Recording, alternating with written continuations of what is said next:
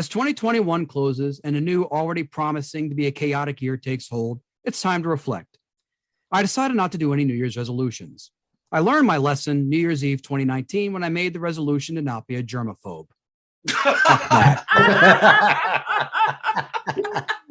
It is rough around the holidays, especially for some people like me who are self-employed, as I'm not able to give myself a Christmas bonus.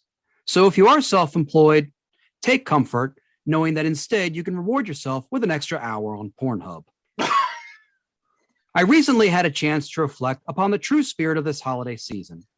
Leaving a store after Christmas shopping, I was immediately greeted by a disheveled elderly gentleman wandering along the sidewalk, telling me the end times were coming and that the Savior was going to come rescue us.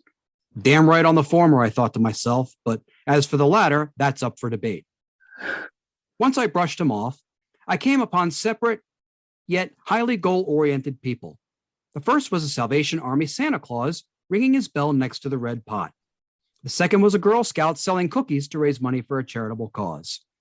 I only had enough left over from shopping to contribute to one of these and was debating on who should get my generosity when I came upon a third, yet unexpected option. Off a good distance from the Salvation Army Santa and the Girl Scout was a small, kindly old man who had dropped trowel and had a trumpet pressed up against his asshole. I moved a closer look to see what he was doing.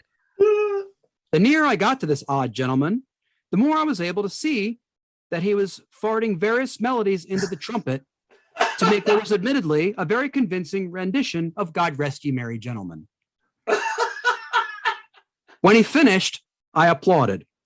After all, what he did took more talent than I've seen in every single Zoom comedy open micer combined since the pandemic started.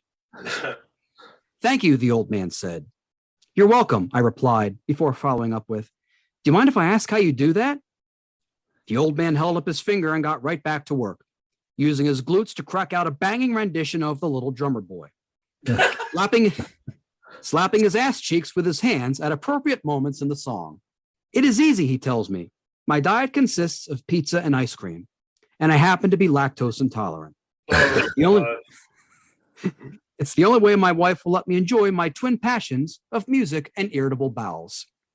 The old man then did a rather kick-ass version of Feliz Navidad.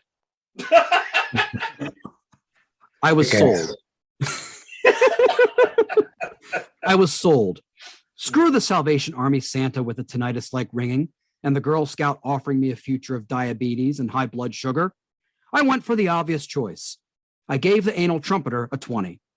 It was worth it to ensure one elderly artist's happiness and one step toward his audition for AGT, America's Got Tourette's.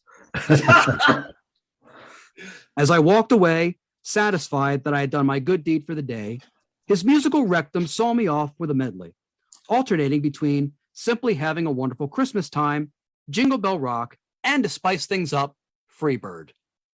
I then realized that my work that day was not done. I tracked down the disheveled ranter, got into his face and yelled, "Fuck your savior. And I'll see you on the 25th, Uncle Jimmy. By the way, Dad says hi." If my year-end sentiment has you depressed, then just remember that as we're past the winter solstice, daylight is now getting longer and longer. So you will have less time to sit in the dark in self-pity, reflecting on how fucking ugly your furniture looks.